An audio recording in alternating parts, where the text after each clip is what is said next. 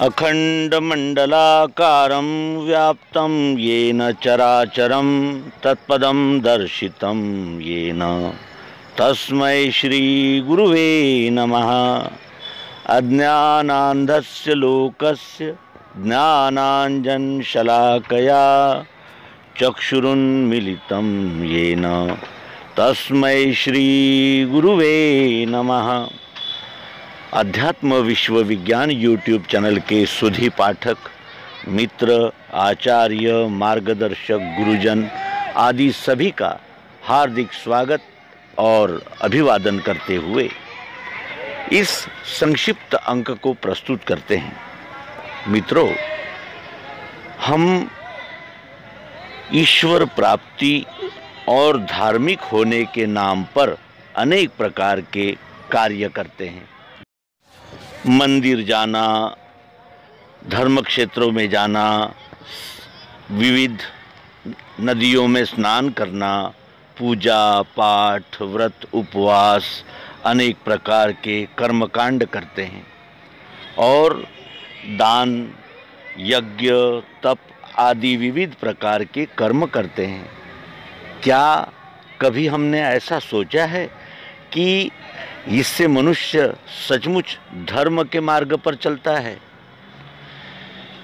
सत्संग, सद्विचार और सद्ग्रंथों का पठन पाठन करने से और इस प्रकार के कर्म कांड करने से अधिक हमारा चित्त शुद्ध हो सकता है।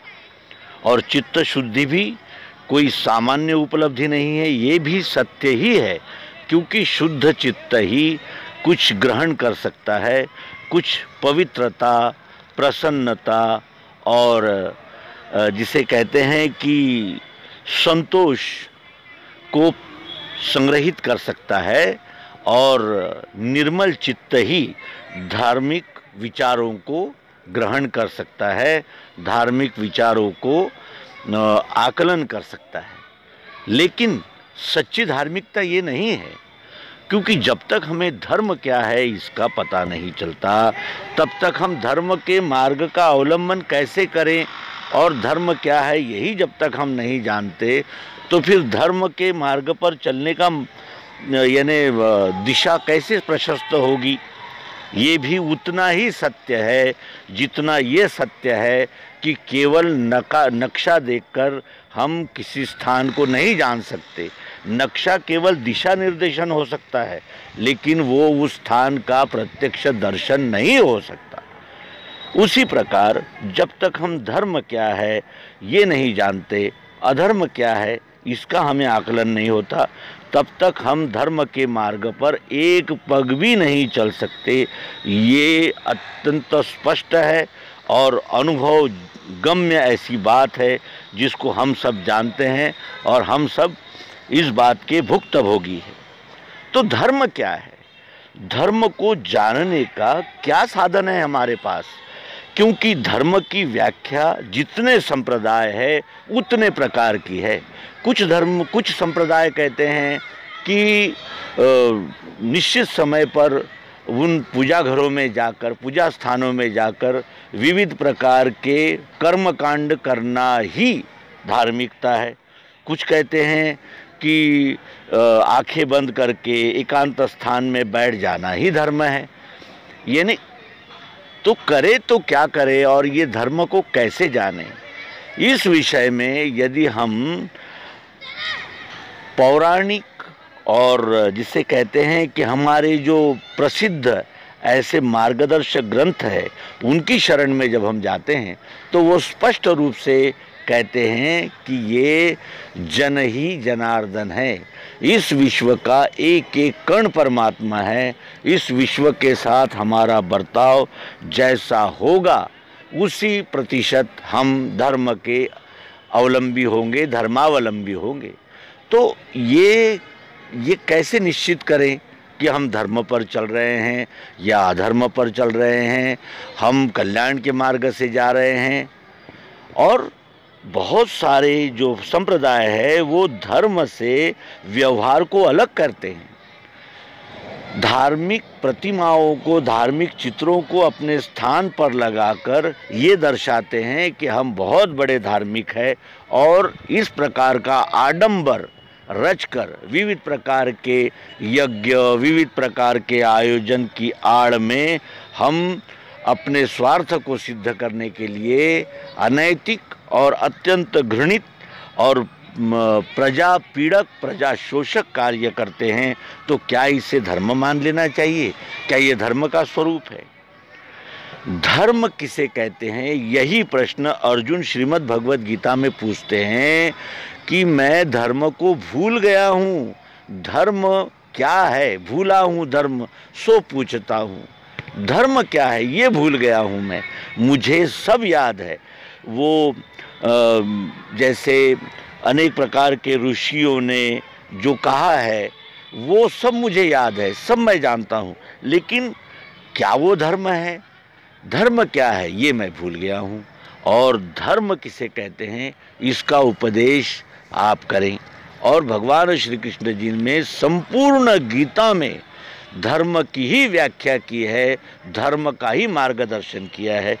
और इन धर्मों को प्राप्त करने के लिए जो मानव समाज है, जो धर्म को प्राप्त करने का अधिकारी माना जाता है, वो 3 प्रकार के स्वभावों का है, सात्विक, राजस और तामस। सात्विक, राजस और तामस, इन 3 स्वभावों में, 3 गुणों में इस विश्व की यच्चावत वस्तुएं बटी हुई है। सात्विकता, राजसी और तामसी वृत्तिमान, ये 3 ही वृत्ति की जड़ चेतन वस्तुएं, पदार्थ इस विश्व में उपस्थित है। और उन तीनों जो गुण हैं उनकी दृष्टि में 3 प्रकार का बर्ताव विभाजित हो जाता है, जो उस स्वभाव का धर्म कहला सकता है। और अपने अपने स्वभाव से चलना ये तो प्राकृतिक है, और चाहकर भी कोई अपने स्वभाव से, अपने गुणों से विपरीत नहीं चल सकता, ये भी सत्य है। लेकिन इन सब बातों के उपरांत भी ये प्रश्न फिर स्थिर हो जाता है, फिर उसका आकलन वैसे कि वैसे ही रहता है कि धर्म क्या है। क्या धर्म व्यवहार से अलग है? व्यवहार कुछ भी हो, लेकिन हम अपने संप्रदायों की मान्यताओं का पालन करें, हो गया धर्म? ऐसा नहीं हो सकता। धर्म और व्यवहार ये अलग हो ही नहीं सकता।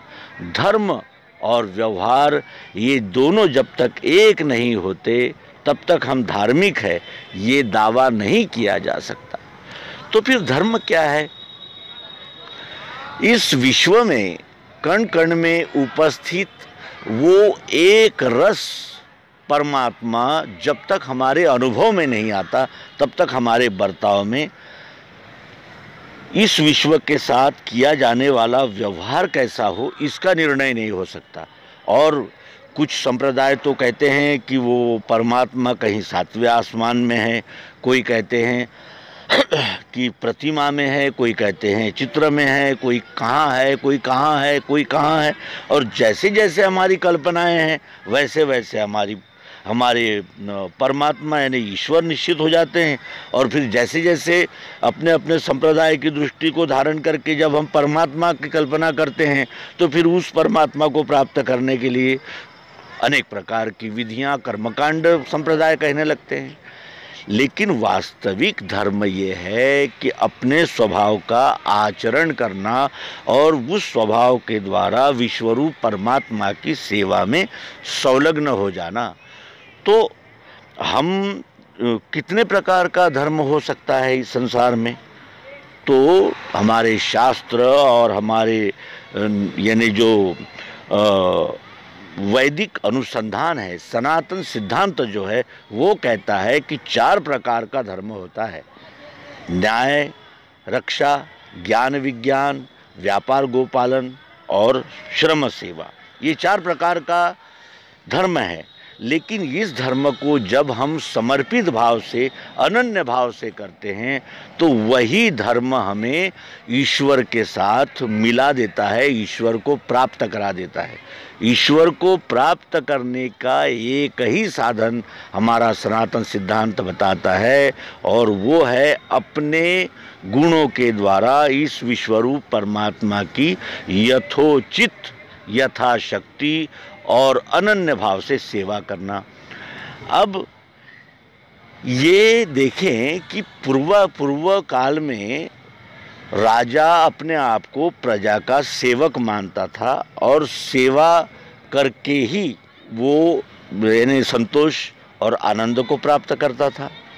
लेकिन आज सेवा यानी जनता को सेवक मान लिया जाता है, और राजा जो है वो यानी जो सत्ताधारी है या जो प्रभावशाली है या जिसके हाथों में शक्ति है, निर्णय क्षमता है, वो अपने आप को सर्वे सर्वा और यानी सेव्य मानता है। सेवा यानी उल्टा हो गया है। पहले प्रजा को ईश्वर मानते थे, प्रजा में ईश्वर देखते थे, आज प्रजा को ही अपना गुलाम, अपना सेवक मानते हैं और शासन तंत्र उन पर राज करने की भूमिका से चलता है। जनता ही जनार्दन है, ये भूमिका हमने छोड़ दी और हम उसी फेर में पड़ गए हैं कि ये जनता जो है ये शोषण करने के लिए ही है, ये प्रजा का शोषण करना ही राज्यकर्ताओं का धर्म है, ऐसा मान बैठे हैं। और यही हम अधर्म पर चल के धर्म को प्राप्त करने की आशा करते हैं और विपरीत बर्ताव करते हुए ईश्वर को पाना चाहते हैं। और ये इतनी बड़ी विडंबना है कि इस मोह जाल, इस मूर्ख जाल से हम अंत तक बाहर नहीं निकलते और अपने आप को धार्मिक मानते ही रहते हैं। अपने आप को धार्मिक मानकर प्रजा का शोषण करना, प्रजा को पीड़ित करना, प्रजा की अड़चनों और दुखों दुविधाओं का ख्याल न रखना, उनके लिए यानी अच्छा जीवन यापन और निर्द्वंद्व और प्रसन्न यानी ऐसा जीवन मार्ग जब तक हम प्रशस्त नहीं कर सकते तब तक हम धार्मिक है, ये केवल एक दंभ, एक पाखंड ही कहा जाएगा। आज हम देखते हैं कि विविध प्रकार से केन किसी भी प्रकार से धन को इकट्ठा करना, शक्ति को इकट्ठा करना, और उन धन और शक्ति को इकट्ठा करना किस लिए? तो हमारे आने वाले जो बाल बच्चे हैं उनके लिए। और जब वो संपत्ति हम इकट्ठा करते हैं, चाहे कितने ही बुरे कर्म करके या फरेब और अनेक प्रकार के विविध प्रकार के अधर्मी कृत्य करते हुए भी जो हम संपत्ति इकट्ठी करते हैं, उसका आगे होता क्या है? तो जिन संतानों के लिए हम वो अनैतिक कार्यों से इकट्ठी की गई संपत्ति सौंपते हैं जिस हमारे उत्तराधिकारी को, उसको अनायास वो संपत्ति मिल जाने से उस संपत्ति का उपयोग वो अनेक प्रकार के बुरे कर्मों के लिए करता है और उसको ये भान नहीं होता है कि ये संपत्ति को जो वो मिल गई है उसे ये किन यानी कैसे मिली है, ये बात को भूल जाते हैं।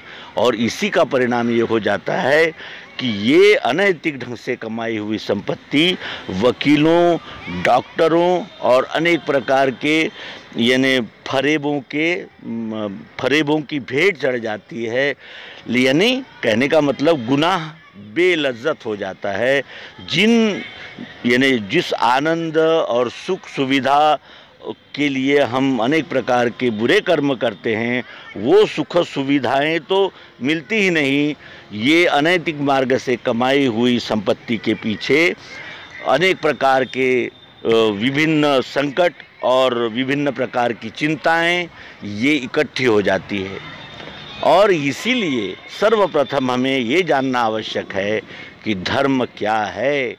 धर्म को जाने बगैर हम धार्मिक नहीं हो सकते और धर्म के नाम पर अगर हम सांप्रदायिक क्रियाओं में ही लिप्त रहेंगे तो हमें सांप्रदाय में तो सम्मान मिलेगा, समाज में सम्मान मिलेगा, लेकिन हमें जो आंतरिक संतोष मिलना चाहिए वो नहीं मिलेगा। और धर्म से सबसे बड़ी यदि कोई प्राप्ति होती होगी तो वो है आंतरिक प्रसन्नता और आंतरिक संतोष, जो हमें धर्म को जानने पर ही प्राप्त हो सकता है। धर्म किसी पुस्तक में लिखा हुआ नहीं मिल सकता, धर्म व्यवहार से अलग नहीं हो सकता। जब तक हमारा व्यवहार और हमारा आचरण परपीड़क होगा और हम जब तक अपने आप को यानी अलग मानकर, द्वैत रखकर इस विश्व के साथ व्यवहार करेंगे, वो कभी धर्म नहीं हो सकता। और इस धर्म पर चलने वाले को कभी भी सहज और स्थायी शांति की भी प्राप्ति नहीं हो सकती। आज हम देखते हैं कि जिनके हाथों में अधिकार है वो अपने अधिकार का उपयोग अधिक से अधिक स्वार्थ साधने में करते हैं। वो ये भूल गए हैं कि इस विश्व में जो हम आए हैं तो ये हमारा आना स्थायी नहीं है। शरीर अमर हो ही नहीं सकता और है ही नहीं, शरीर तो त्यागना होता है। और हम आत्मरूप है, हम आत्मरूप है, ये अनुभव केवल हमें अद्वैत रीति से ही आ सकता है। अद्वैत में स्थिर हुए बगैर हम आत्मा है, इसका अनुभव हमें कभी नहीं हो सकता। और इसको प्राप्त करने के लिए ही विभिन्न प्रकार के सांप्रदायिक आडंबरों, दंभ, पाखंड, दिखावा, इनसे बचते हुए अपनी अंतरात्मा से जब हम इस प्रश्न का उत्तर नहीं मांगेंगे कि धर्म क्या है, अधर्म क्या है, तब तक हमें वो शांति और यानी संतोष, प्रसन्नता कभी प्राप्त नहीं हो सकती। बाहरी सुख सुविधाएं हमें आराम दे सकती है, आनंद नहीं दे सकते।